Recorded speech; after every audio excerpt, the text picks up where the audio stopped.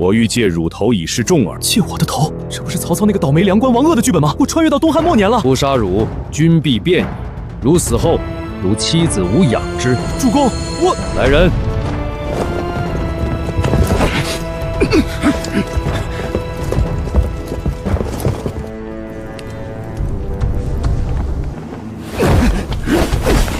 前世被陨石砸死，这辈子传成个背黑锅的，命好苦啊！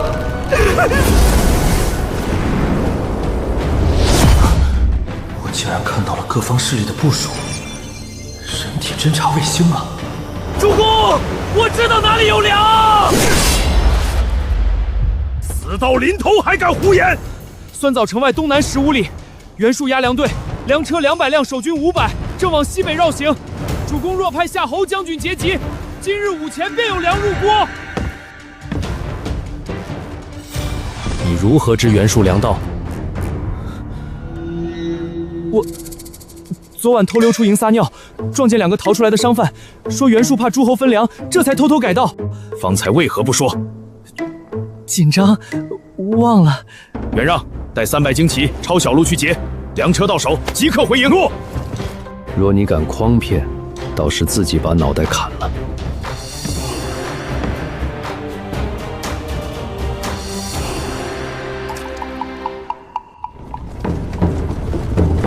主公，粮车200辆，速卖肉干俱全，守军一碰即溃。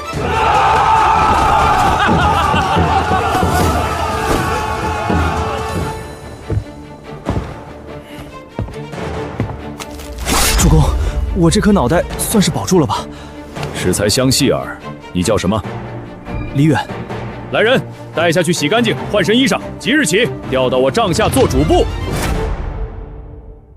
主公，此人来路不明，怎么？你想当主簿？不就是被曹操拴在身边，随时炸脑子，随时背锅吗？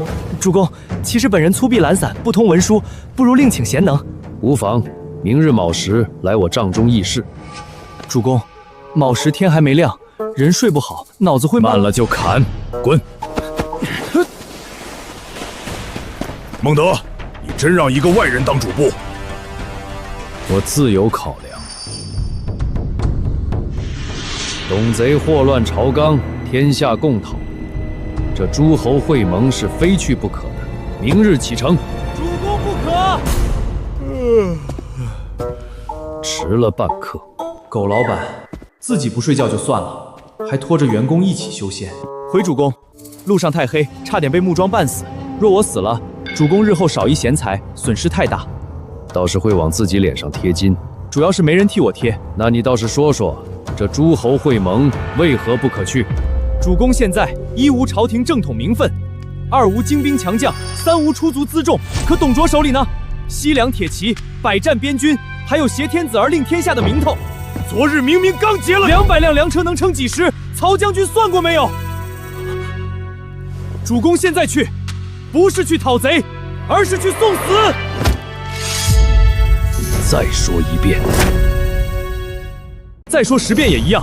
千把号新兵，刀还拿不稳。夏侯将军确实勇，可再勇也不能一人顶万骑。主公，你想扬名我理解，想逃斗也没错，但没本钱谈英雄气，那叫装。什么声音？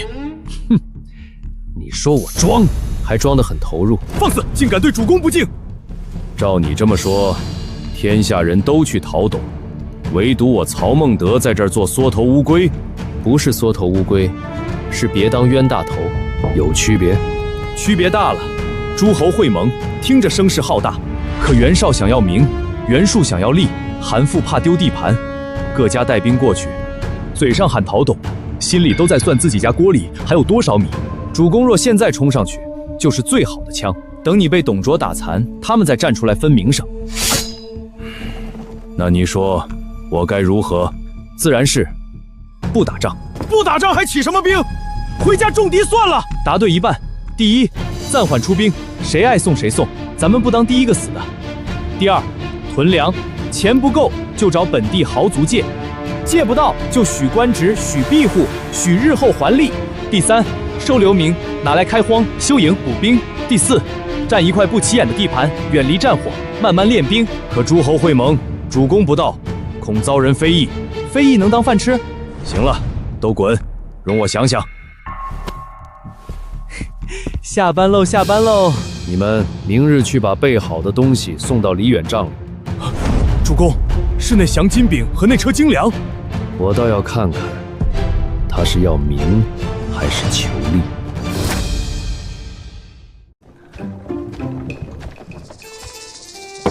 李主簿，这是主公赏赐。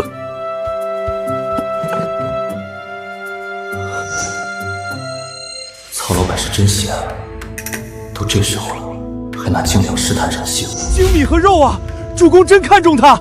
金饼烫手，凉肉更烫手。这金子太重，我得薄，劳烦夏侯将军送回主公帐中。主公赏赐，岂有退回之理？就说金饼硌手，怕睡觉压死我自己。至于这车东西，火头军过来，劳烦夏侯将军把车推出来。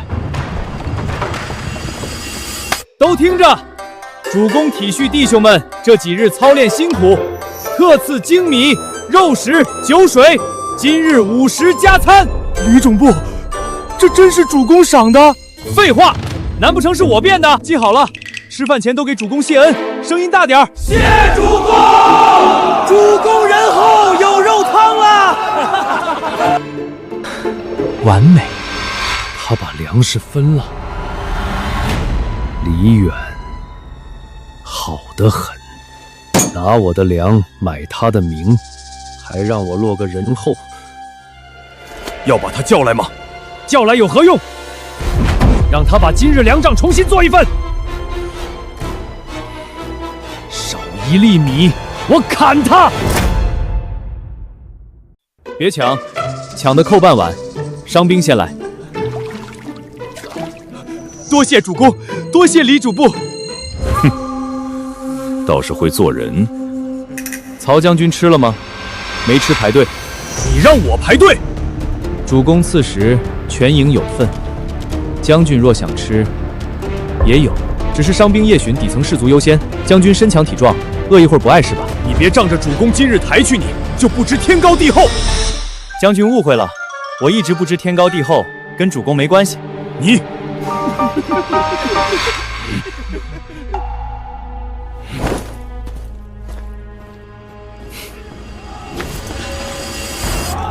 左一空，右一乱，前排压得太深，后排跟不上。遇到骑兵，从右侧一冲，不出30秒，夏侯将军，你这队人就散了。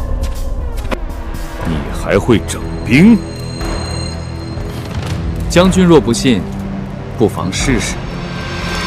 传令，右转列顿。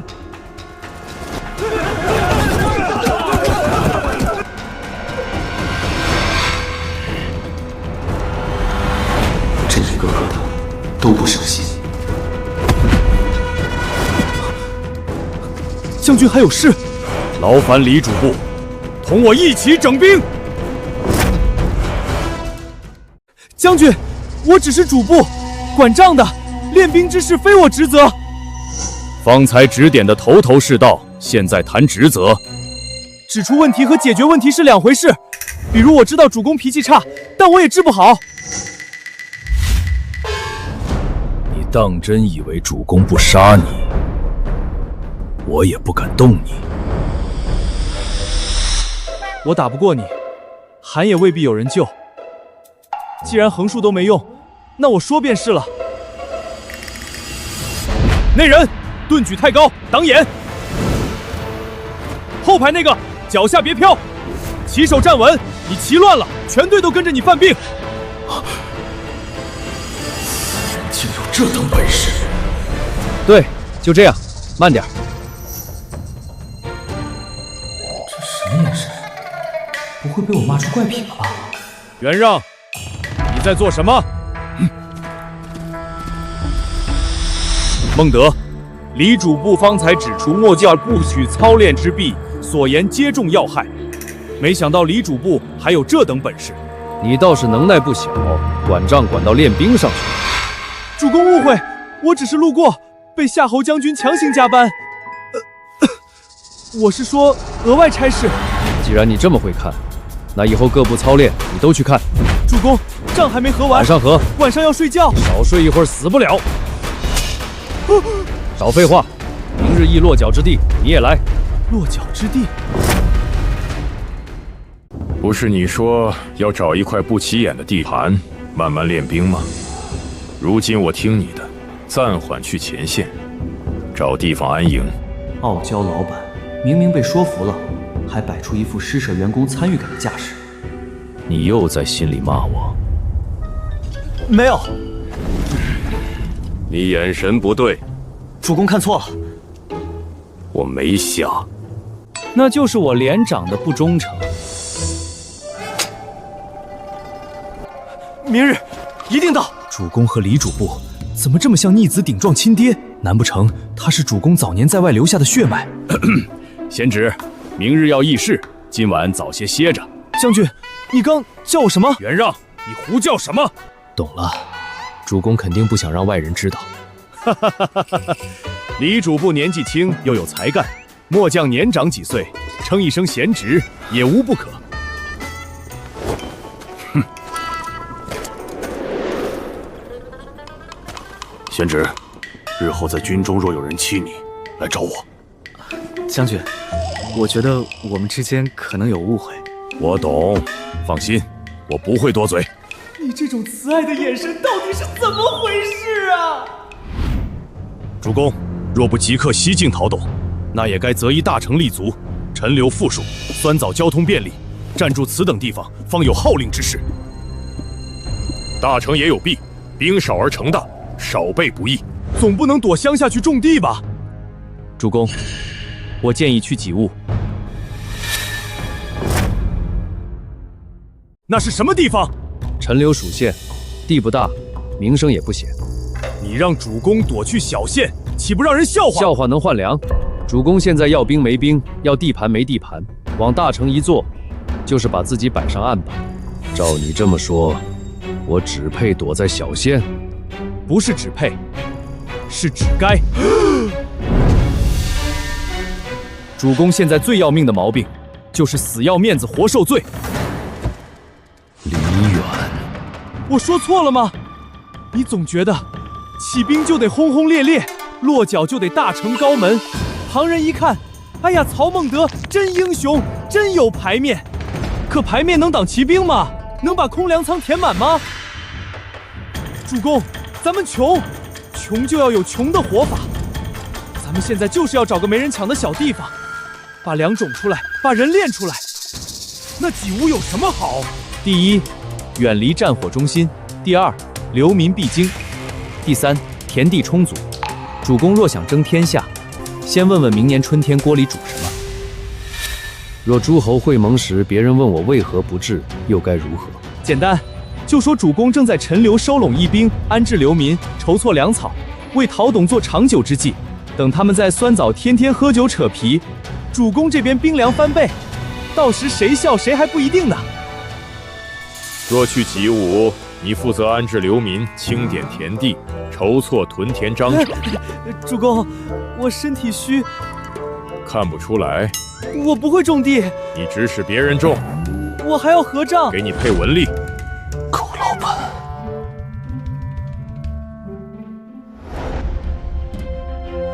传令，全军整备，3日内拔营，往己武。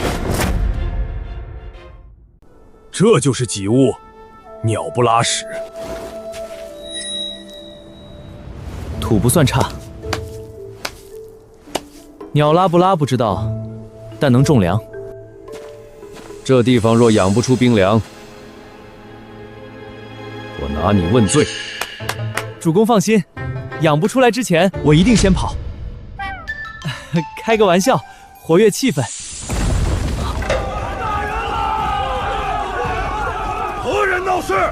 快拦住他！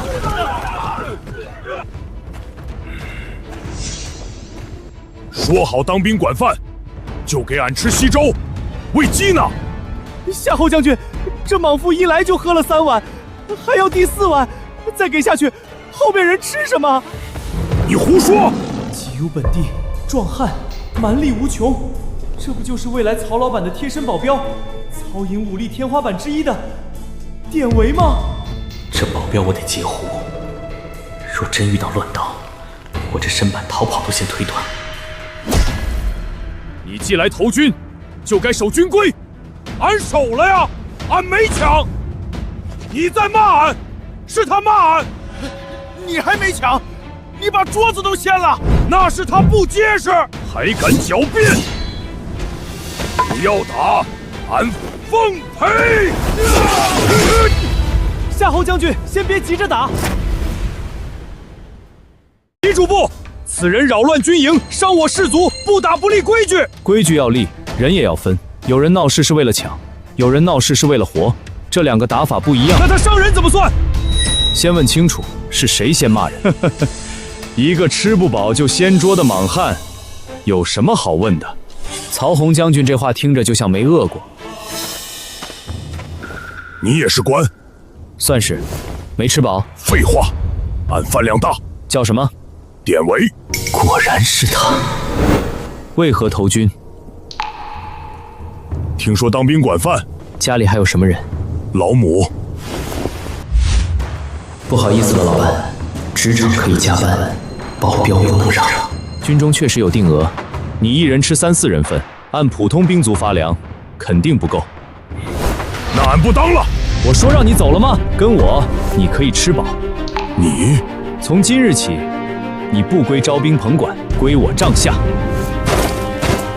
李远，你胡说什么？这等壮士自该入军中效力，岂能给你一个主簿做司随？跟我，你能管饱，你的老母也能。俺娘也有。若你立功，我让他顿顿吃上肉。你说真的？我可不会拿老人骗人。典韦愿跟李主簿。李远，李远，你倒是手快。主公过奖，我夸你了吗？在军中手快，当然算夸。主公，聪明人没保镖，就像揣着金子走夜路。何况我这身娇体弱的，到时候被人掳走，可是你的损失啊。孟德，贤侄身边确实该有个护卫。军中人杂，有他在，也省得我时时照看。若他一顿吃5人份，这粮从何处出？从我的俸粮里扣。当然，不够的话，算入护卫军需。毕竟典韦保护的是我，我保护的是主公的脑子。4舍5入，他也在保护主公。强词夺理。主公若觉得不对，可以砍我。他管俺娘饭，你不能砍他。放肆！这是主公，主公也不能随便砍管饭的人。你教得真好。既如此，典韦暂归李远帐下。伤人之事，念其初犯，又是小吏辱人在先，杖则免了。但营中桌椅打翻的粮照价赔偿。俺没钱。他归你了。记我账上。好。你不用一直跟这么近。俺怕有人砍你。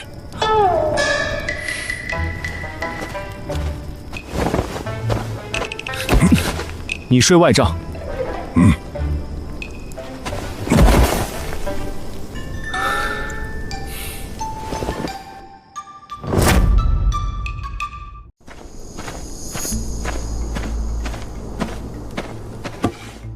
主公，李主簿睡了。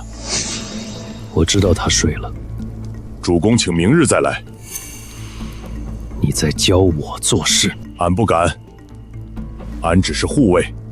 李主簿说，人睡不好脑子会慢，脑子慢了，主公吃亏。让开！主公要杀他。我半夜来找他说话，怎么就是要杀他？那也得小声点儿。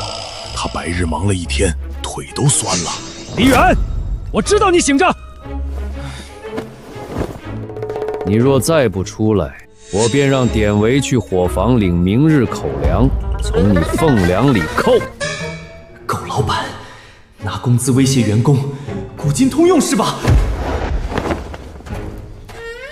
主公，这个时辰鸡都没起。你睡得到香？人类正常作息。什么？意思是，我不是主公这种半夜不睡，还到处吓人的异类。进去说。主公，深夜入属下帐中不合适吧？你一个男子有何不合适？主要是怕传出去影响主公清明。我的清明早被你气没了。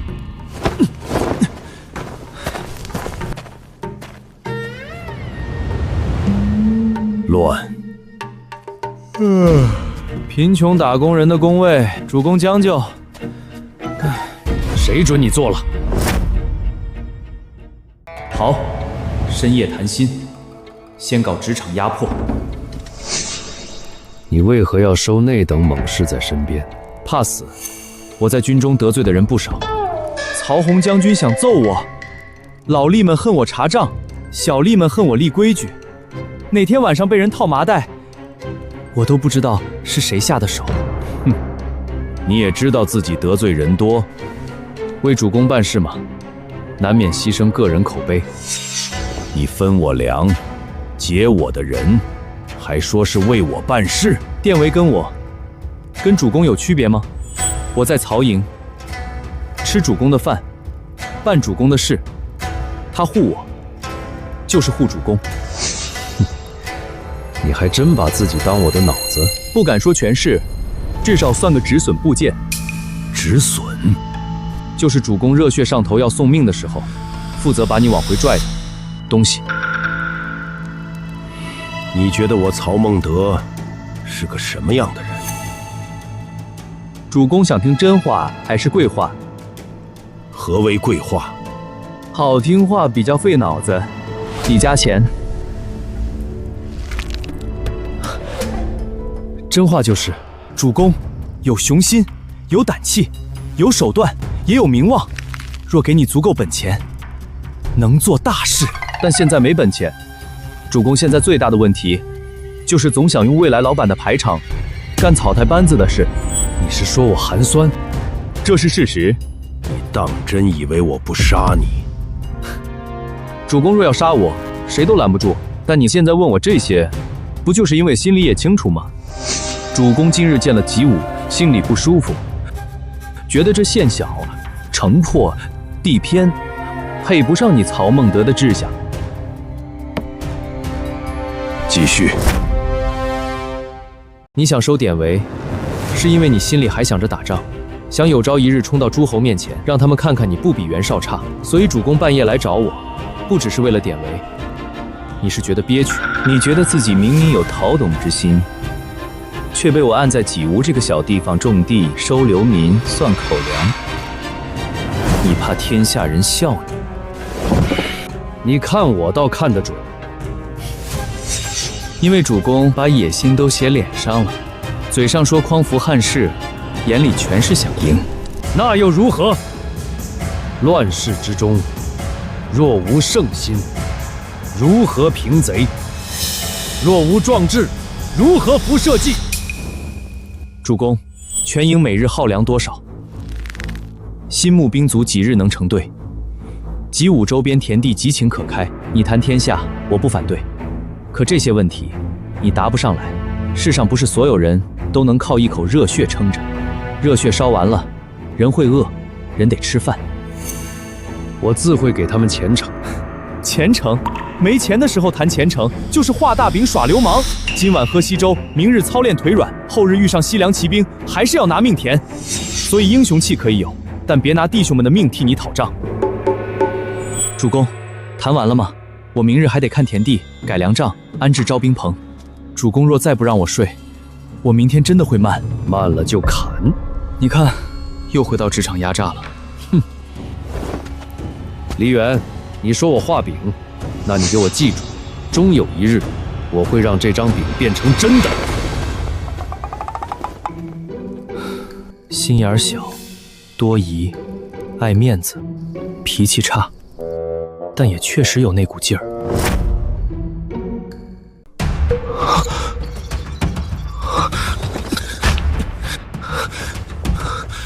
怎么会突然来了这么多流民？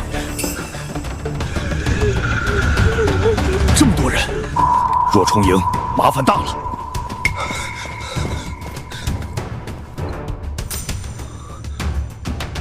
军爷，给口吃的吧，孩子3日没进米了，给口汤也行啊。黎远，你说流民是本钱，我说的是可控数量的流民。现在是本金带着利滚利一起砸脸上了。你还有心思说怪话？你说来济乌收流民，如今流民来了，你倒是收啊！将军，你这话就像看见雨下大了，怪昨夜说要打井的人。还敢贫嘴！这些流民少说数千，咱们仓里那点粮不出几日就能空。主公，给他们1碗粥，让他们往别处去。若不走，就去。别赶我们，后面有兵，回去也是死。他们不会给，直接冲进去。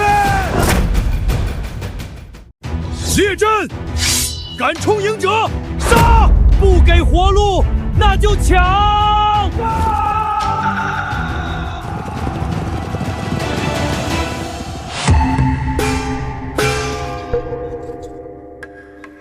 都给我住手！想吃饭的，住手！冲营抢粮，按军法当砍。典韦，把带头冲营的全捆了。诺。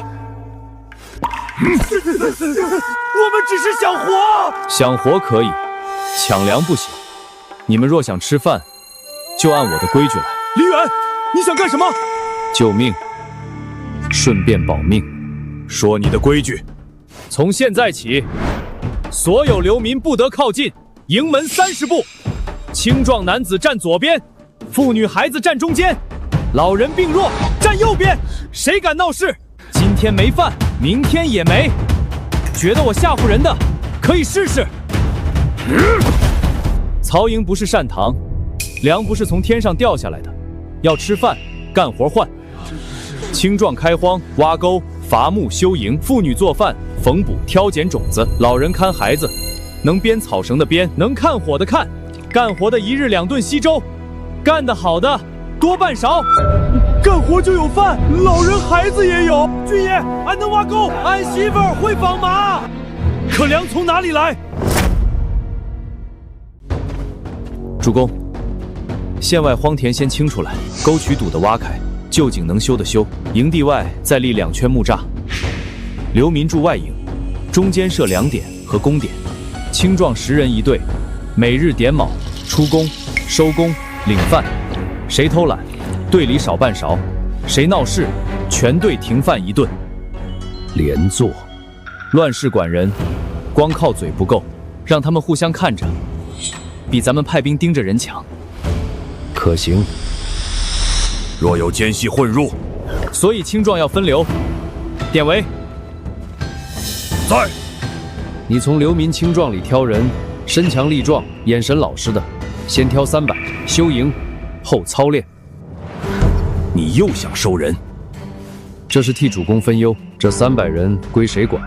名义上归主公，实际先由典韦带着干活，我负责粮账和工分。工分又是什么鬼东西？干多少活记多少分，分高的多半勺粥，优先编入新兵。你倒是很会拿饭吊人，但今日粥怎么办？现在就开仓。开了就少了。不开，外面这群人就乱了，营门一破，粮可就全没了。主公，舍1顿粥换几千人听命，这买卖不亏。开仓。主公，按李远的规矩来。诺。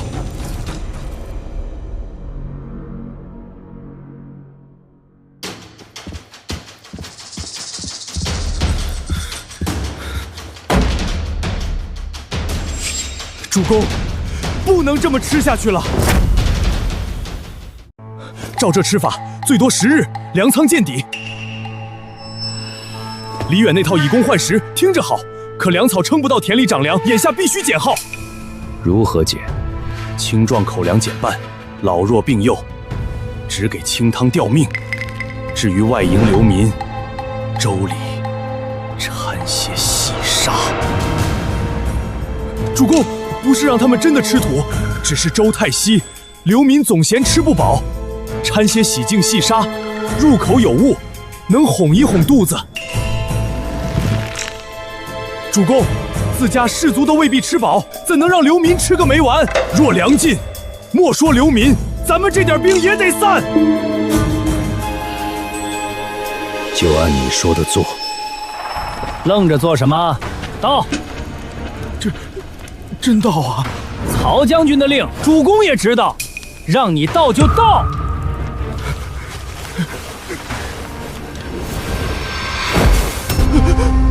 细沙往锅边搬，准备干什么？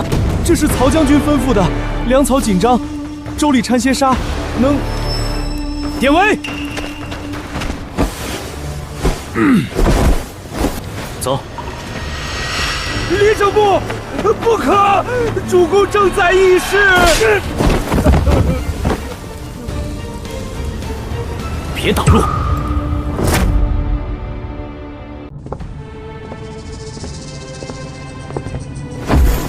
李远，你发什么疯？我发疯？主公，这是你默许的。粮草紧张，权宜之计。细沙又不是毒药。哼，不是毒药，那将军要不先吃一碗？主公，你要省粮，可以减我的饭，减将领的饭，但不能往流民和士卒的粥里掺沙。李远，你少站着说话不腰疼。营中就这么点粮，不省怎么办？你昨日收流民收得痛快，今日粮仓快空了，你倒是变粮出来呀！你以为掺了沙，流民就能老实？他们今日吃一口沙，明日肚子疼死几个，后日整个外营就会传，我们把他们当畜生喂。到时候青壮还会给你挖沟，夫人还会给你烧水。不会，他们会半夜拔木桩、抢粮仓、烧营，把你曹洪将军的脑袋当锅盖砸。你放肆！主公，克扣军粮等于自掘坟墓，掺了沙子的粥吃不出忠诚，只能吃出反贼。那你告诉我，粮从哪里来？对，你说啊，不是能耐大吗？咱们没粮，但济无县的豪强有。你当我没派人去借，一个个都哭穷。因为你去借，不借难道抢？抢了坏名声，后患无穷。那你想如何？王家，济乌本地大族，田多粮多，不少佃户靠他家吃饭。我知道，昨日我去过，那家主说粮仓见底，只肯拿出2袋糠。既然他装穷，那就别跟他借。不借不抢，你还能让他自己送来？王家不是哭穷吗？那我就帮他扬名。明日一早，我带几口大锅去王家门口，再把外营最饿、最惨、最能哭的老弱妇孺带过去。门口挂一块大牌子，感谢王家毁家纾难，倾尽家财，捐粮养民。你这不是坑人吗？这叫替豪强积德。流民去了王家门口，磕头谢恩。王家若真有善心，那就开仓放粮，名声传遍几户。若不开仓，门外流民会怎么想？百姓会怎么想？他家那些佃户会怎么想？这招够毒。那王家若闭门不出呢？那就继续谢。老人孩子在门口哭，妇人抱着空碗磕头。我不碰他家一根木头，不强闯他家一扇门，可只要门外饿死一个人，王家祖宗18代的名声就别想要了。贤侄高明。若王家狗急跳墙，放家丁驱赶流民呢？那更好，俺打断他们的腿。王家私聚家丁，殴打饥民，抗拒曹公安民，到时候主公就不是借粮了，是替天行道，查抄奸恶。你连后手都想好了？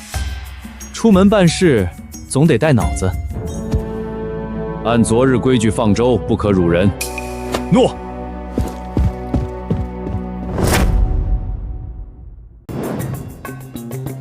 积善传家，挺会给自己贴金。等会儿按我教你们的喊，谁喊得好，中午多半勺粥。李主不放心，俺年轻时给人哭丧，10里8乡都说好。你站最前面。外面何人？此乃王氏庄门，闲杂人等不得喧哗。王家主，曹公安置流民，听闻王氏乃吉屋第一善门，祖上积德，家风仁厚，特来向王家主致谢。昨日王家虽只拿出2袋糠，但我懂，王家主不是不愿出粮，是为人低调，是行善不欲人知。李主簿，老夫王继，昨日已向曹公说明，家中确实无粮，你今日带人堵我庄门，是何道理？哼，王家主误会了，我不是来堵门的，我是来替王家主扬名的。扬名？您看，牌子都写好了。老夫何时说要倾尽家财捐粮养民？听见没？王大善人太谦虚了，明明已经有心毁家纾难，却怕百姓感念太生，不肯承认。王大善人啊，您活菩萨呀！咱们3天没米下肚，听说你要开仓救命，给您磕头了。家主，这怎么办？外头全是人。开侧门，让家丁把他们赶走。外头有曹军的人，多少？一个大汉，还有些青壮。那怕什么？我王家也有护院。都滚！谁敢堵王家庄门，打断腿！你又是什么人？俺是李主簿的护卫。曹营驻部又如何？这里是王家庄，再不滚，别怪爷爷不客气。王家真要捐粮？诸位看见了，王家护院殴打饥民，妄图阻拦王家主行善。王大善人啊，您家下人不懂您的慈悲，差点坏了您的名声啊！王老爷之前不是最爱说积善传家吗？若不开仓，这些人得哭死在门口吧？无耻！曹营怎会有这种无耻之徒？不少百姓在外头看热闹，还有佃户也去了。去告诉那人，王家可出粮10担，让他把人带走。李主簿，家主仁厚，愿出粮10担救济流民，还请李主簿速速带人离开。10担，正是。诸位，王大善人说了，他家倾尽家财，只能拿出10担粮。10担？我们这么多人，一人能分到几口？王家那么多粮仓，就10担。我给王家扛过粮，那仓里满着呢。听见了吗？不是我不信王大善人，是百姓不信。李主簿，你不要欺人太甚。我欺人？他们饿得连路都走不稳，来谢王家救命。王家满仓粮，却只拿10担出来打发人，到底谁欺人？诸位，既然王家穷到这份上，咱们也不能逼人太甚。来人，把牌子改了，就写王家贫寒，全族仅剩10担，再去县里敲锣，告诉全县百姓，以后王家若再收租，诸位也体谅些。他家若穷，咱们算什么？泥里刨食的鬼吗？剩10担粮还收什么租？混账！家主，再拖，名声没了，庄户心也散了。开仓，取粮500担。牌子写大点，别省墨。800担。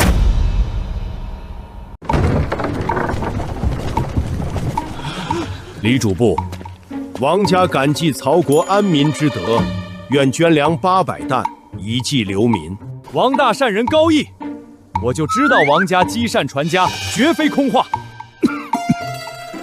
都愣着做什么？谢王大善人！谢王大善人！王家主长命百岁！王家出粮之事，写成告示，贴到济邮县口。不必如此张扬。王家主如此高义，若不张扬，岂不埋没善民？王家主，今日这事儿，您赚了。老夫出粮，还赚了。外面几千流民饿着，王家粮仓又这么满，若不是曹营接手，3日之内，饿极的人自会来您家门口。到时候他们可不会挂牌磕头，而是翻墙放火，把粮仓抢干净。今日你出了800担，换曹军记你1份功，换庄户不记恨，这买卖还亏。走了，回曹营。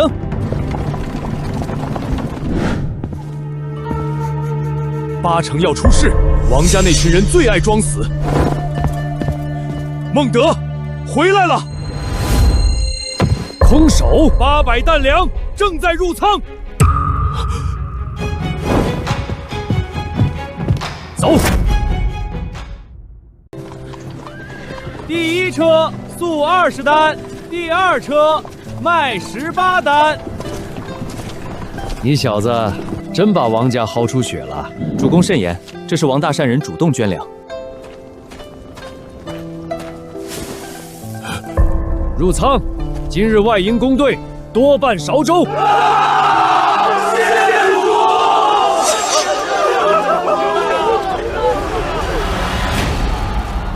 主公，李主簿。何事慌张？县外荒田已清出不少，开荒犁地卡住了，为何？牛太少，犁也破，照这么开下去，春耕前怕是连3成地都翻不完。粮有了，可地翻不出来，求后吃什么？李主簿，今日不如顺手把地也薅开。劳烦带我去田地。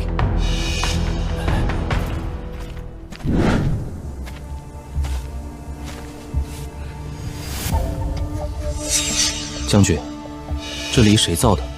县里旧仓找的，老农都这么用。难怪地翻得慢。什么意思？难不成用了几百年的犁，到你嘴里就成废品了？不是成，它本来就是废品。李主簿，这犁虽旧，可祖祖辈辈都是这么用的，地能翻，土能开，怎能说是垃圾？陈老，我不是说你手艺垃圾，我是说这东西结构垃圾。我能造一种犁，1头瘦牛就能拉动，转向轻，入土深，省人力，快得多。李主簿，犁地不是编草绳，土硬犁重，牛力不够，怎么可能拉得动？直缘改成曲缘，长缘改成短缘，犁架重心往后调，犁壁改成能翻土的形。土呢？主公，他根本就是嘴上。拿木板和炭笔来，我现在画。能成？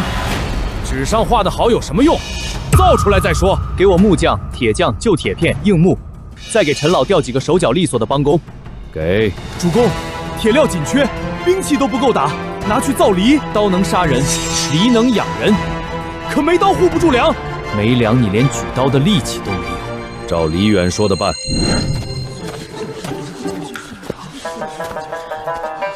你确定用这头？就用这头，你去扶犁。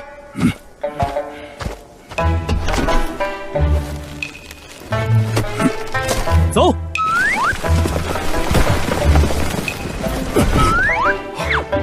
李主簿，这玩意儿轻，这就转过去了。入土不浅，翻土易厚。若大批打造，春耕可赶上。陈将，从今日起，你带所有木匠、铁匠，全力打造此犁。图纸李远给你，材料优先供给。那春耕计划，曹洪将军放心，今日花的是铁，秋后收的是粮。李主簿，俺会扶犁，俺家以前种过20亩地。别急，一个个登记。你们这群逃荒的泥腿子，昨日还跪着要饭，今日凭什么跟老子一样领粥？还多办少？就是，咱们跟着主公起兵那会儿，你们还不知道在哪儿啃树皮。你们凭什么打人？我们干了一上午活，犁是我们扛的，沟是我们挖的，凭什么打人？凭什么？凭老子先来的！都给我住手！反了你们！军营之中私斗，按军法该打。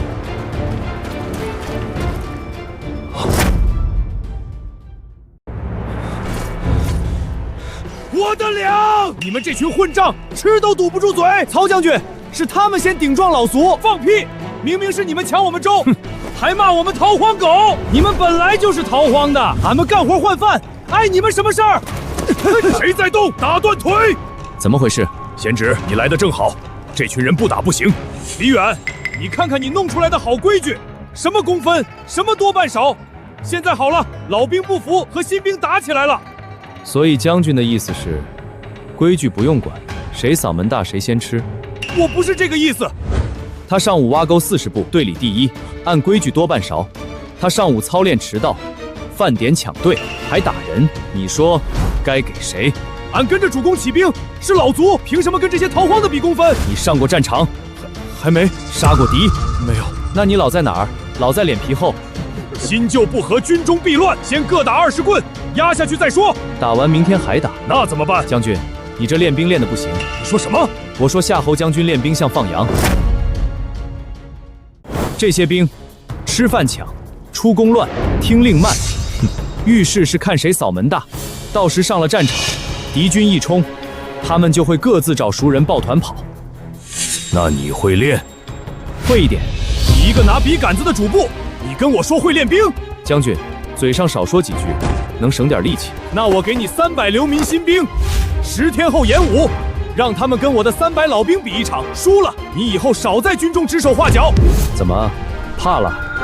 子林，10天太短。他不是能耐大吗？你要练兵？主公，我本来不想的，现在是赶鸭子上架了。主公，李远当众说袁让练兵像放羊，此事若不给个说法，军中谁还服将？10天，你能把新兵练成什么样？打赢曹将军的300老兵。好，这可是你说的。但有个条件，木质兵器不许真杀。哼，就知道你怕了。成交。输了如何？输了，我往后1个月不睡懒觉，卯时准到主公帐中。再加一条，输了你给曹洪当众赔礼。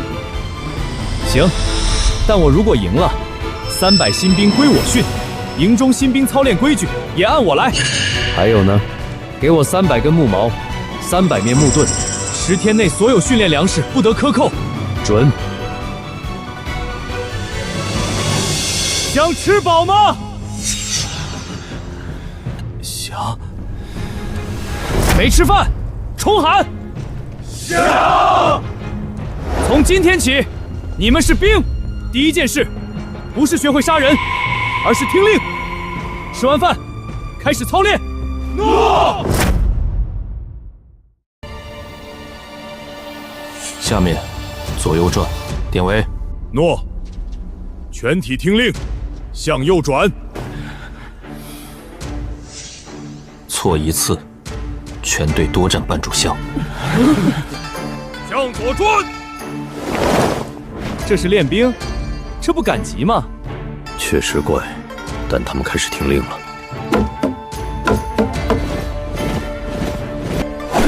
第13舞，晚饭少半勺。顿举，往出，收，停。主公，练完了。有把握，打曹洪将军的老兵够了。你少嚣张，等会儿输了，别忘了给我赔礼。曹将军放心，等会儿我让他们下手轻点。好弟兄们，今日让这些新来的看看，什么叫军中本事。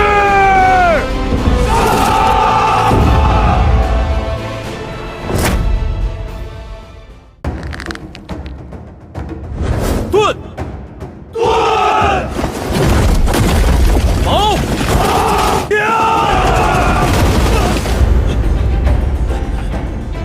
退一步，晚饭没有肉汤。刺，手，刺，怎么回事？往前冲啊！他们是新兵，你们怕什么？进！进！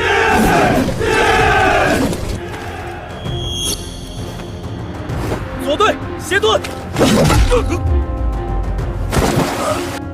真练出来了。分开，从两翼夹，别傻愣着往前撞。停，右进，中进，刺，停。子莲，你这老兵挺会躺啊。贤侄，这练兵之法，给我一份。夏侯将军，你先把贤侄2个字改了，我考虑考虑。10天，他竟能把一帮泥腿子练成这样。好，好一支敢战之兵！我曹孟德起兵讨董，所缺者非忠义，非胆气，而是能听令，能列阵，能随我扫平国贼的精卒。今日300新兵尚能如此，来日3000、3万又如何？我军有此等精锐，何愁董贼不灭？明日我便发兵酸枣，与天下诸侯会盟，讨伐董卓，震动天下。主公，咱们全军战马加起来不够10匹，其中3匹还瘦得像曹洪将军的钱袋，空有架子，没多少东西。你说马就说马，扯我干什么？从济州到燕枣，路不近，您明日发兵，靠2条腿走过去，鞋底都得磨破。到时候天下诸侯看见曹公威风凛抵达大营，脚上全是血泡，您确定要这样震动天下？李远，在。你不拆我台，会死吗？不会，但难受。我现在也很难受。主公，不能砍。此事回帐在议。主公英明。今日演武，梨园所练新兵胜。今日起，新兵操练章程全由梨园拟定，夏侯惇、曹洪协办。诺。凡入营新卒，先学队列后授兵器，抢粮私斗违令者按新规处置。明日参演新兵，每人加半勺粥。谢主公。山贼！主公，急报！西北30里黑风岭有山贼下山，人数500上下，皆持刀枪木弓，正往济吴方向来。沿途已有村户被抢，他们打听到我军新得王家的粮草，扬言今晚便来劫营。好胆！区山贼也敢惦记主公的粮！主公，末将愿率300部卒出击，正好让新兵见血，也让老兵把今日丢的脸挣回来。对，杀一批，挂几颗脑袋在营门外，看谁还敢来。李远，你当如何？主公，不能打。什么？山贼都要抢粮了，你还不打？打仗不要钱，刀砍剁了不要磨，箭射出去了不要捡，人伤了不要要，死了不要抚恤。500个壮汉从山上自己走下来，甚至自带刀枪，这么懂事的免费劳力，你们开口就要杀，暴殄天物啊！你管山贼叫免费劳力？李远，那是山贼，抢粮杀人的山贼，不是你外营排队领粥的流民。我知道，所以才要抓。主公，山贼这东西，杀一批只能下一阵，抓一批能干好几个月。怎么抓？500山匪又不是500只鸡，你当自己是神仙？神仙不干这么缺德的活儿，你有什么法子？要多少兵？不用兵。那你拿什么抓山贼？拿饭。你是不是饿糊涂了？山贼从黑风岭下来，必经哪条路？老淮坡那边路窄，但能通车。好，主公，给我3车粮。3车粮？你还嫌山贼惦记的不够，要亲自送过去？你要把粮送给山贼？不是送，是调。山贼下山抢粮，最怕什么？怕我一枪捅死他。他们怕的是抢不到。500人下山，吃喝耗费不少。若半路看见这3辆粮车，押车的人又不多，他们会怎样？必抢。抢完之后运回山寨，以为得手，放松戒备，然后我们趁夜攻山。不，等他们自己倒下。典韦，在。去找火头军，要巴豆。巴豆是啥？能把人肠子拉出来的好东西。你要给山匪吃这个？那他们挺惨。他们下山抢粮的时候，也没问流民惨不惨。有道理，这也行。好像是比硬打省事。可若山贼警惕，不吃呢？所以要香，肉要多，盐要足，最好他们抢的时候，隔着车都能闻见味儿。肉也要。曹洪将军，钓鱼还要下饵呢，你舍不得肉，就别惦记鱼。按李主簿说的去准备。诺。李主簿，这是巴豆粉。义工说了，这玩意儿劲儿大，平日里一点点就够通便，放多了能把人拉虚。好，你悠着点儿，别把人全毒死了。放心，死不了，死了还怎么干活？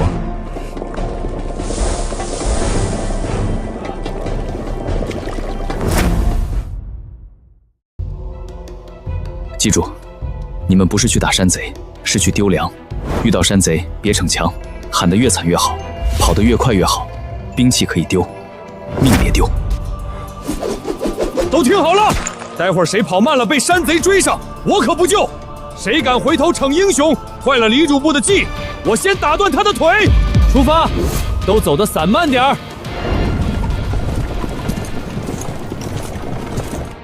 你确定他们会中计？恶贼看见粮，就像曹洪将军看到没入账的钱。你又拿我打比方，形象。若山贼不抢，反而继续来攻营呢？那就守营。山贼赶了30里路，人困马乏，再来壮营，只会更好打。那3车粮是饵，也是筛子，贪的留下，不贪的再杀。粮，还有肉。山贼，快跑啊！哈哈哈哈！曹军不过如此。弟兄们，拿粮！今日吃饱，明日再劫曹营。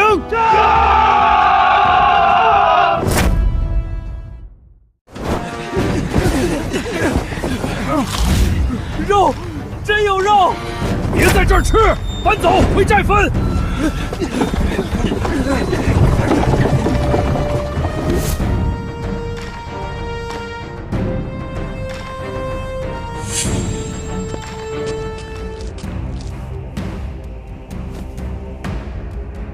抢了！山贼把3辆车都拖回黑风岭了。你准备何时动身？入夜，带多少兵？300新兵。你疯了！不带刀，贤侄，不可拖大。今晚不是去杀人，是去捆人。刀一拔，人死了，劳力就少了。若有山贼没吃呢？那就吃殿围的棍子。主公放心，俺带大棍。都听好，今晚进寨之后不许乱跑。看见躺着的，先绑手，再绑脚。开门啊！我不行了。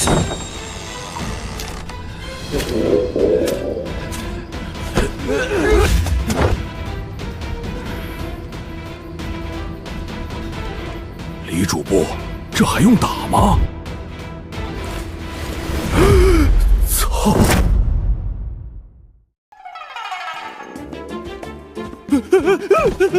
你是要喊还是要拉？拉。嘿，到城市，绑了。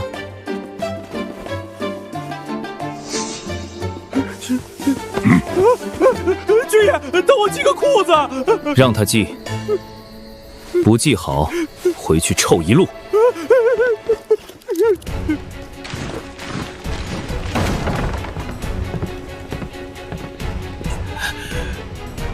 你们曹军下作！你们抢粮杀人就不下作？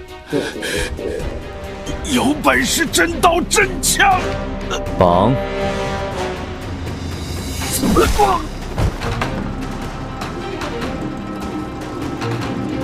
我读了，记着，山贼喊投降，不代表他们不咬人。再有藏刀的，打断手。诺。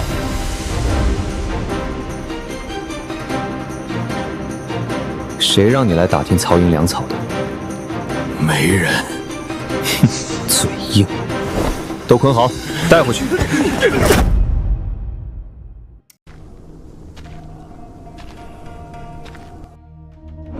主公，抓回来了，还真是用绳子抓回来的。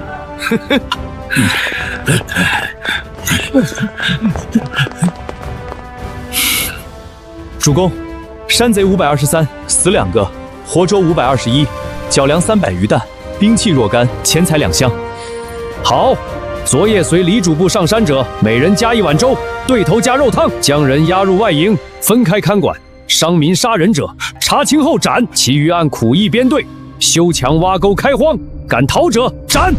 主公，这钱入公库。诺。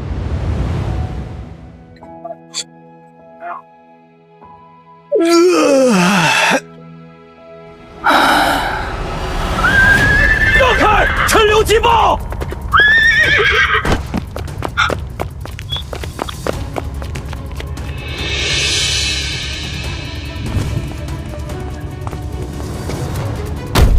原本出以传习天下，董卓废立太子，残害忠良，焚宫掠民，罪不容诛。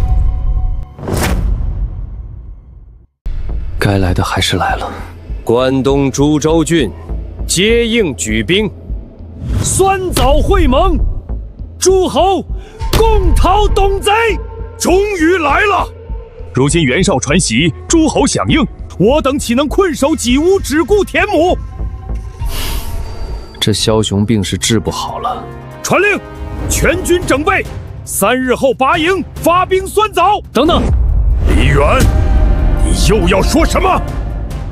我说主公，先别急着带大家投胎。李远，主公，咱们现在有多少粮？比之前多。能吃多久？按现在人头算，省着吃，2个月多一点。若全军出征，路上消耗加倍；若再带流民家属转移，粮车不够；若不带家属，外营这些人一乱，集武就废。到酸草会盟，自有盟军粮草。曹洪将军，你跟袁术很熟？不熟。那你凭什么觉得他会给你粮？就凭你长得像个粮仓钥匙？袁绍要盟主名声，袁术要粮草辎重的好处，韩馥怕冀州被惦记，张邈怕陈留出事，孙坚真能打，但也不是给别人当刀的傻子。主公现在带全军过去，穿着破甲，赶着瘦马，牵着刚会走方阵的新兵，你猜诸侯看见咱们是夸你忠义，还是笑你寒酸？可不去，天下人也会笑。去是要去，你同意去？我同意去会盟，但不同意去宋家底。己无刚稳，田刚翻，山贼俘虏刚边苦役。主公现在要全军拔营，那前面的功夫全白费了。大义当前，岂能只计较这些？没家底的大义就是给别人垫脚。主公今日带兵去，诸侯会夸你曹孟德忠义；明日打董卓，他们让你先上；后日你兵败，他们继续喝酒，还夸你一句曹孟德真勇。哎，押韵了。那你说该怎么做？只带300人。300？诸侯会盟，动辄数千上万，主公只带300人，岂不更让人笑话？就是要让他们笑。你到底何意？主公想去酸枣，要的是名，不是真的立刻和董卓拼命。既然咱们要名，就得会演。咱们家底薄是事实，硬装阔，装不像还给人当肥羊，不如装穷。装穷？只带300人，甲胄挑最破的，旗子用最旧的，粮袋也别装满。别人问，就说主公散尽家财，募兵讨董，穷得揭不开锅。别人笑，咱们忍；别人冲锋，咱们在后面摇旗。谁赢，咱们喊得最大声；谁败，咱们跑得最快。李远，我曹孟德是去讨董，不是去要饭的。要饭怎么了？能要到粮，就是本事。这话也不无道理。主公，人一旦觉得你穷，就不会惦记你，他们只会拿你当个凑数的忠义牌子。咱们要的就是藏拙。贤侄此计虽不够威风，但却稳。袁让，你也赞同？孟德，李远说的对，己屋不能丢。若全军出征，根基空虚，一旦有变，悔之晚也。主公，钱粮刚攒起来，全带出去，万一丢了，怪心疼的。照你说，我便是去让诸侯取笑的。不是取笑，是狠狠嘲笑。典韦，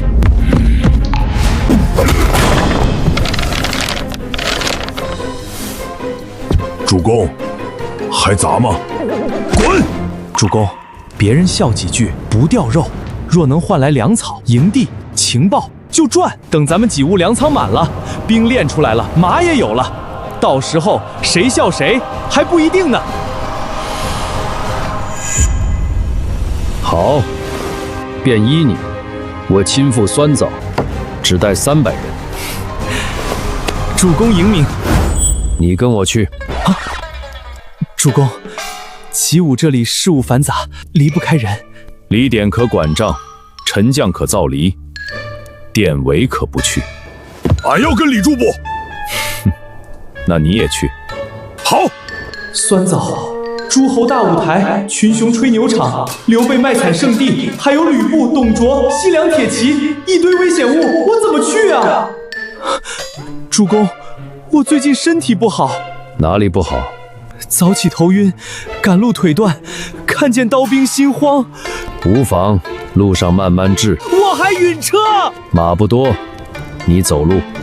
曹老板，狠，太狠了。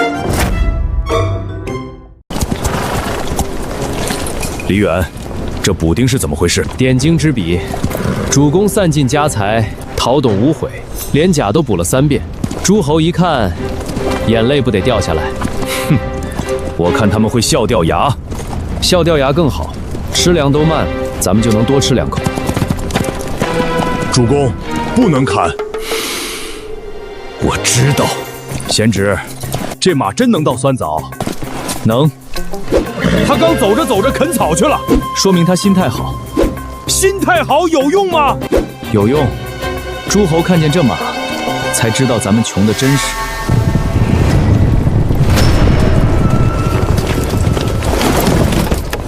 公孙瓒，好家伙，刚出门就碰见大户了。孟德，伯魁兄，你这是去酸枣会盟？正是。这哪像会盟，像逃难。尽管笑，你们笑得越开心，等会儿我薅你们越顺手。不得无礼，孟德兄散家财，忠义可佩，只是这兵马确实清苦了些。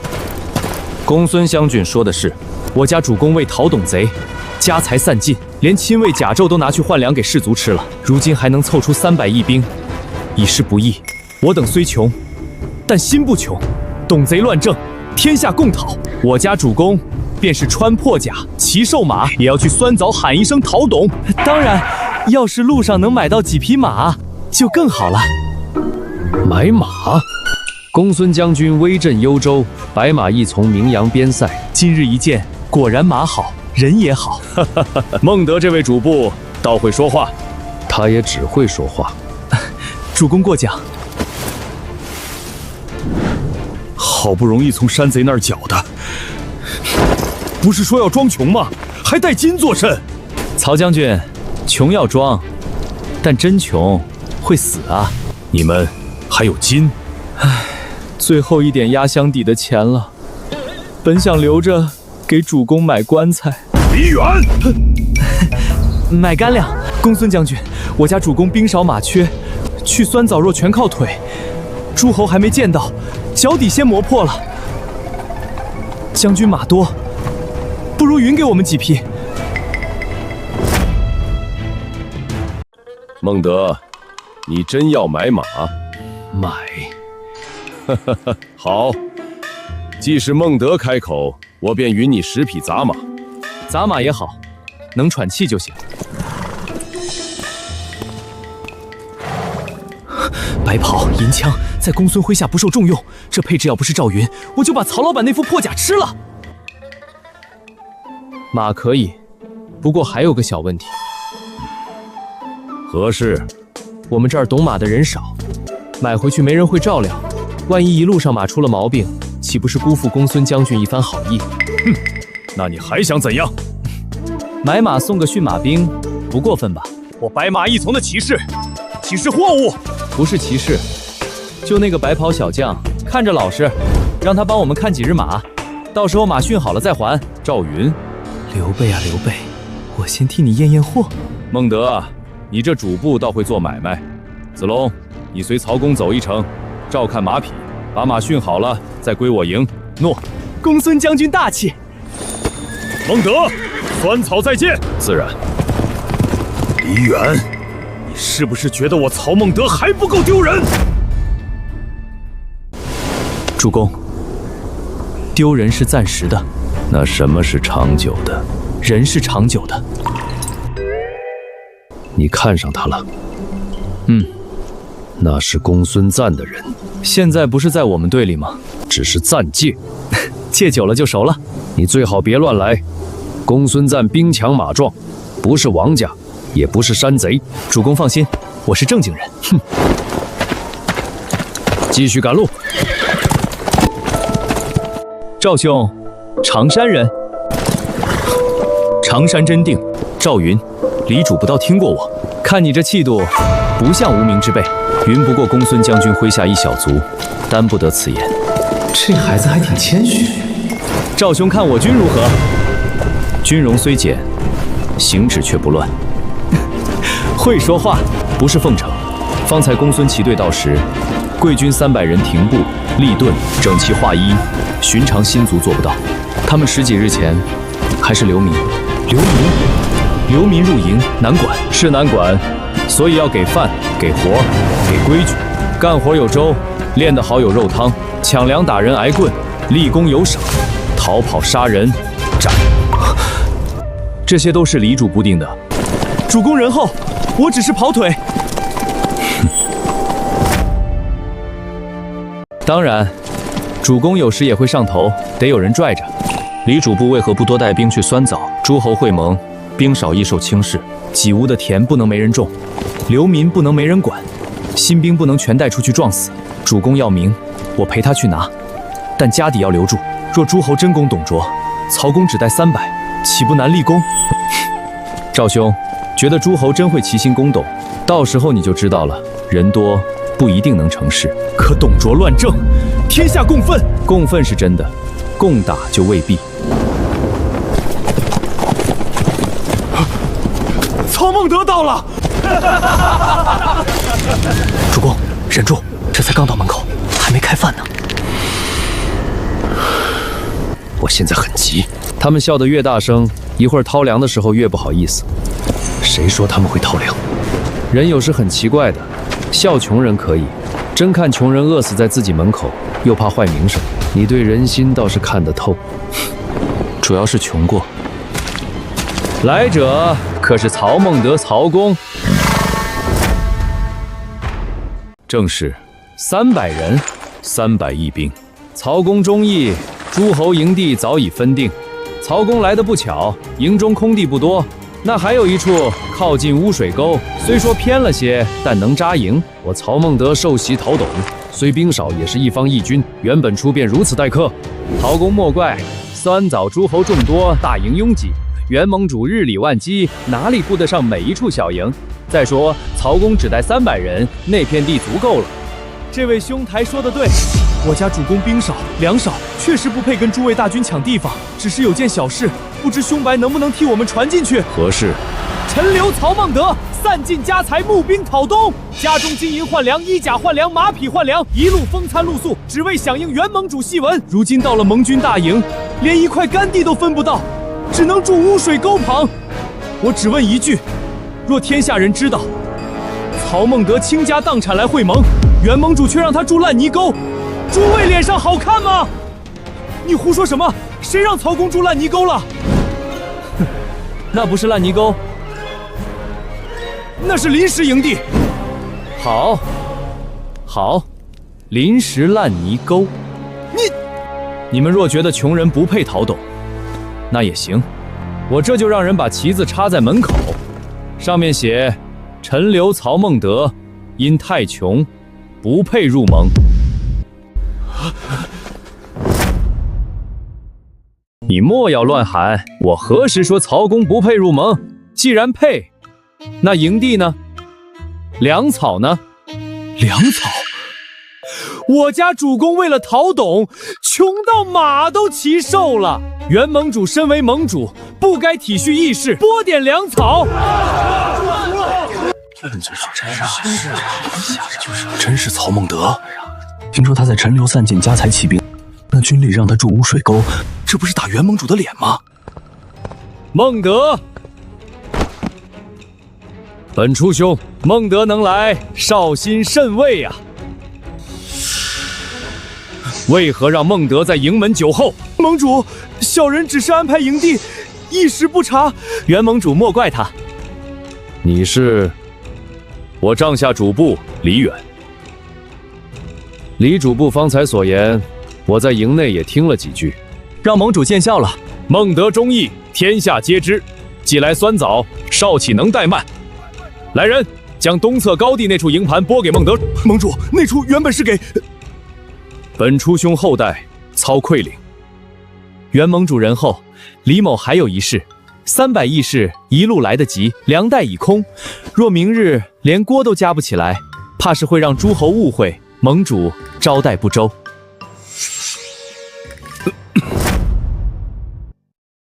拨粮50担，草料10车。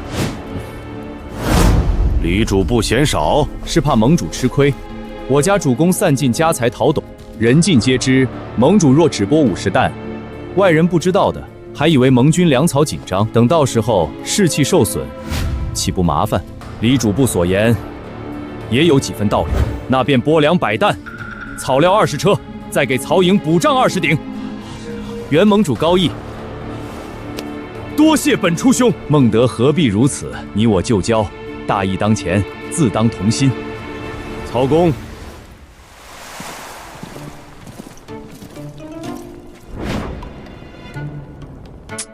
大耳贼终于到了。备乃中山晋王之后，刘玄德。久闻曹操忠义之名，今日得见，3生有幸。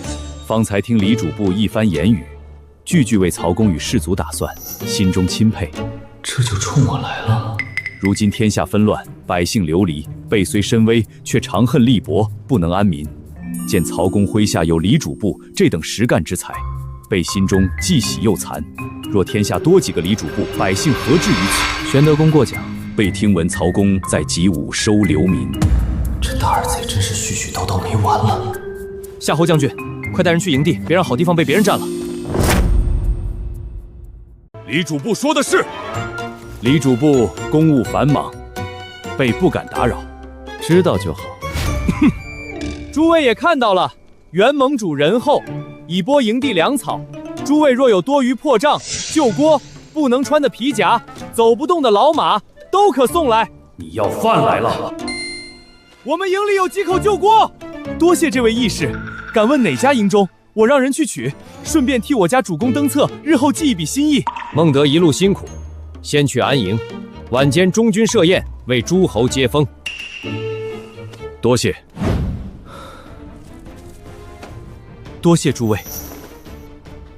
我曹孟德今日这张脸，被你挂营门口卖了3遍、4遍，100担粮，20车草料，20顶帐，外加路上半袋豆子，脸卖得很值。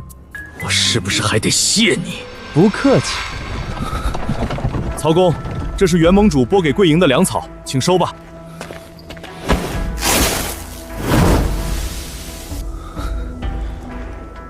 这是给人吃的。诸侯会盟，粮草紧张，有得吃便不错了。贵营不是不挑吗？这东西喂马，马都嫌脏。夏侯将军说笑了，会盟粮草调度繁忙，难免有些陈粮。曹公若嫌弃，可去元盟主处说。贤侄，这粮不能收。当然不能收，但也不能退。我问你，这粮是经谁手拨的？粮草由后营统一分配。后营归谁管？这下有热闹看了。懂了。典韦，把车围起来，别让人动。李主簿，你们既嫌粮不好，便让我们拉回去。谁说不好了？这是袁公路送来的粮，我们曹营穷归穷，但不能不懂礼数，收，必须收。不过这份大义太贵重，我曹营300破烂兵受不起。明日一早，咱们得原车送回去，要敲锣打鼓，感谢袁公路毁家纾难。你什么意思？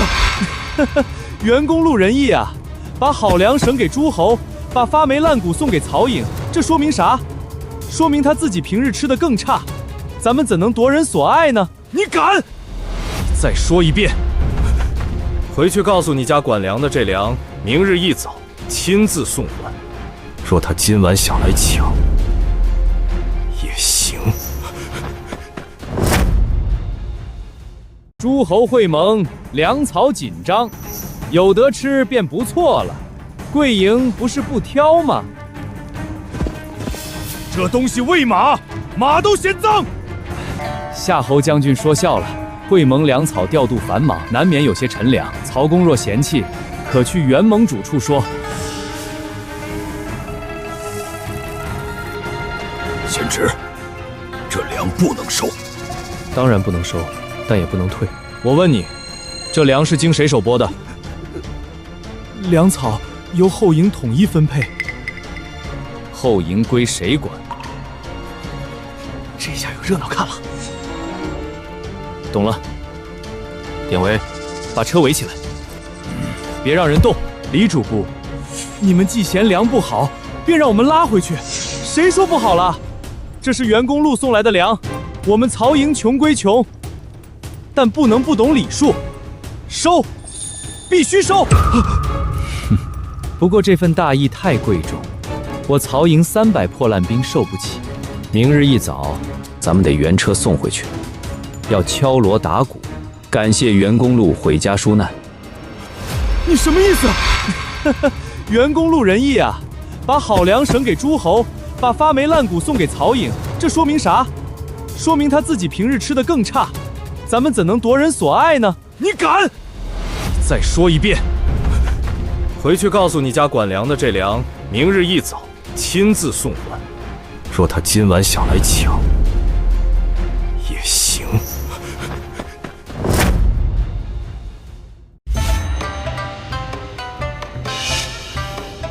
李远，主公，怎么了？这几个字是谁写的？我呀，字丑不要紧，意思到位就行。你确定是送礼，不是奔丧？袁术看了，应该挺想给自己办的。李主簿，俺要喊吗？喊！喊什么？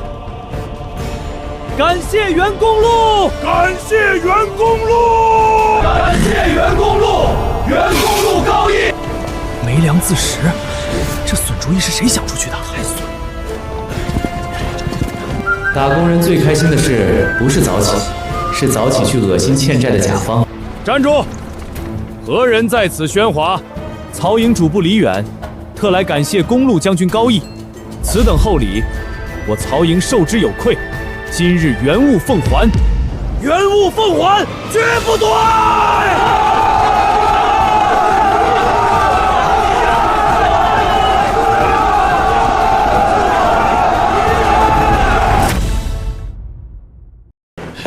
谁在本将营前放肆？袁将军，我等来谢礼。混账！这是谁去送的？将军，小人只是按后营库存做事。袁将军身为名门之后，平日能吃这种粮，实在令人敬佩。所以，我们一粒不敢动，都还给您。袁将军高义！袁将军高义！曹孟德，公路兄何事？你纵容手下辱我，辱你？此粮不是你营中拨出，我曹操散尽家财来会盟，袁盟主厚赐粮草，我本感激。可若这粮非公路兄本意，那便是下利欺上；若是公路兄本意，我等原物奉还，也算全了礼数。来人，把昨日那批粮撤回，账20。袁将军明察秋毫，再给曹营拨粮100担，拨精粮200担，草料20车，再补盐5担。泗水关急报，董卓部将华雄领兵来袭，鲍将军前辈被斩，华雄正在关前叫阵，诸侯入帐，驿战。李远，跟我去中军。孟德来了，本初兄，军情如何？华雄领西凉兵出泗水，连败我军数阵，鲍中贪功轻进，被华雄斩了。报！冀州上将潘凤被华雄斩于马下。潘凤没了，之后就是关二爷起身，曹老板温酒，随后温酒斩华雄。一群酒囊饭袋，连个华雄都怕成这样。三弟，不可无礼。华雄连斩我数将，锐气正盛，诸位麾下可还有敢战之将？诸位平日皆称猛将如云，怎么今日一个华雄把诸位都吓住了？若我军粮草不断，何至于前军不稳？孙文台，你莫要血口喷人！够了！我曹营有人愿往。你说什么？我家夏侯将军愿斩华雄。李远，主公，机会再慢半步，就成别人家的了。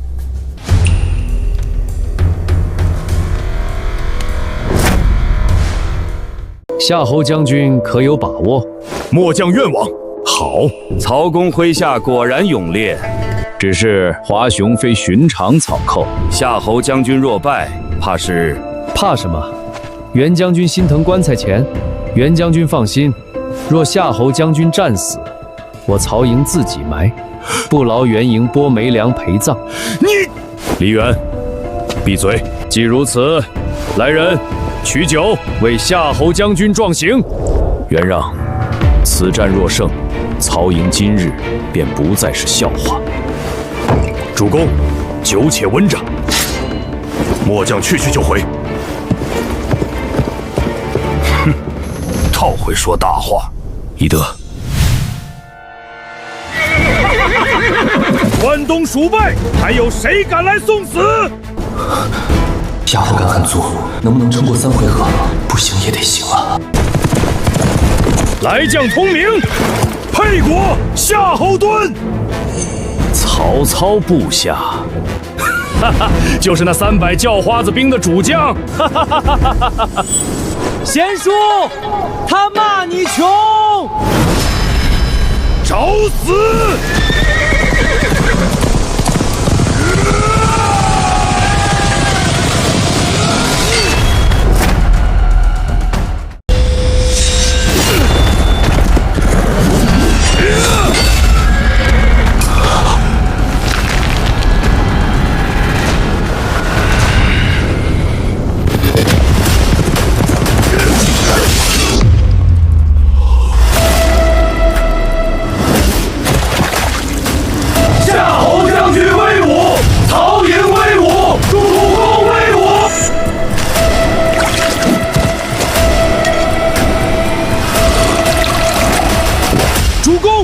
酒上温，好，壮哉，痛快！曹公麾下有此猛将，难怪敢带300人来会盟。二哥，那厮倒也有几分本事，利用而已。主公，这人头值钱，等会儿记得让袁盟主补赏，不能光听2句壮哉。你能不能让我多高兴半盏茶？高兴不能当饭吃，我迟早砍了你。贤侄，今日若非你推我出阵，此功未必落在曹营。你放心，日后谁敢欺你，我替你砍他。包括主公吗？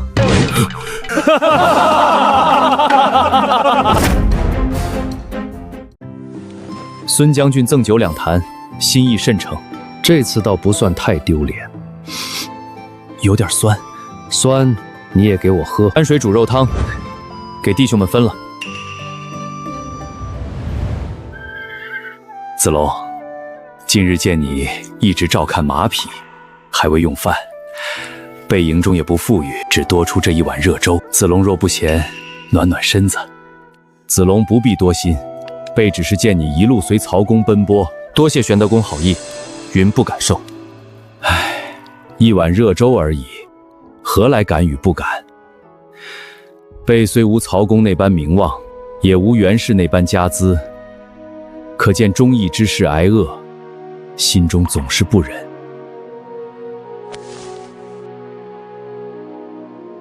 多谢玄德公，子龙太客气了。曹公麾下倒是治军有方，李主簿规矩严，乱世行军，光有规矩还不够。子龙，你可知备为何来酸枣？陶董，不只是陶董，董卓乱政，天子蒙尘，百姓流离，每每想起夜不能寐。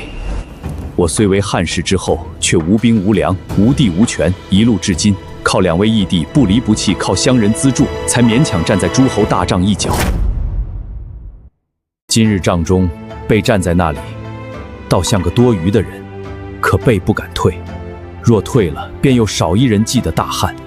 子龙，你我虽初见，备却看得出，你不是只求功名富贵之人。若有朝一日，子龙不愿再寄人篱下，不愿只做别人阵中的一名白马骑宿，备愿扫踏相迎，以兄弟待之。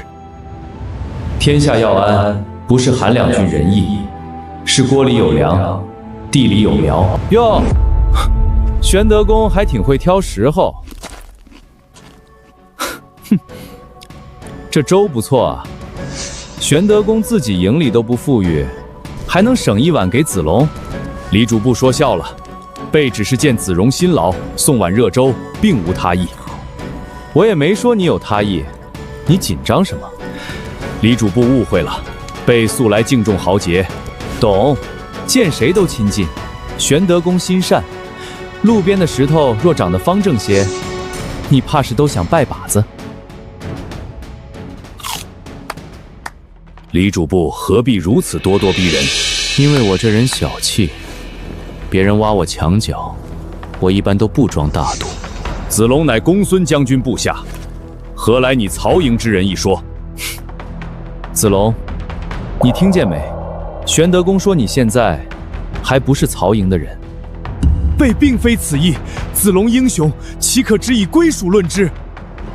哈哈哈哈哈哈！那以什么论？以玄德公一碗粥？玄德公，我问你3件事。李主簿请讲。第一，你说你心怀百姓，那你现在有多少田能分给流民？备眼下虽无地。第二，你说你匡扶汉室，那你现在有多少粮能让跟你的人吃饱？第三，你说以兄弟待子龙，那若遇见千户流民跪在路边求粥，你是给他们分田，还是给他们讲汉室宗亲？玄德公，仁义不是嘴上熬出来的。子龙，今日是备冒昧，这粥你若不愿喝，倒了便是。李主簿，云有些不解，玄德公所言亦有怜悯之意，主簿为何？我不验他怜悯，我验的是只说。子龙，你一路也看见了，曹营现在穷的主公脸都快被我卖没了，可他至少愿意开仓，愿意收流民，愿意被我当众卖惨，换粮给士卒吃。谁能让人活下去，我就帮谁；谁只会哭，我就离他远点儿。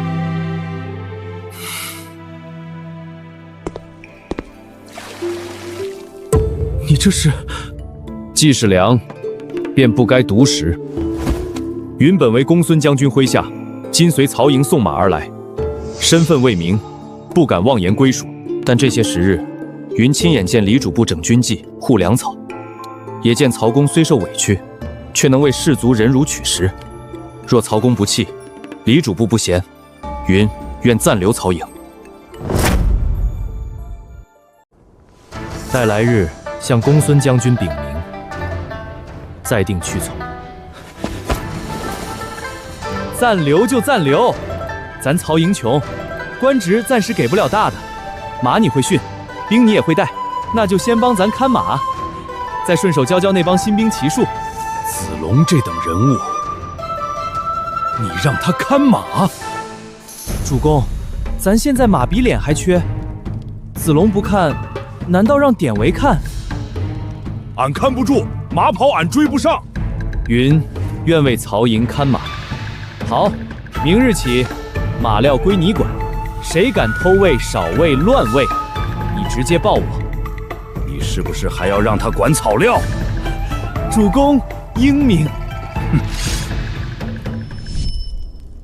李主簿，这是何字？帐字。他的字，狗爬泥地都比这齐成。大哥，可是那姓李的小子又辱你，俺这就去撕了他的嘴。不可，此人牙尖嘴利，屡坏兄长之事。梨园此人，不可小看。报！虎牢关急报，吕布出关孽战，河内方越、上方穆顺皆死，联军诸将不敢近前。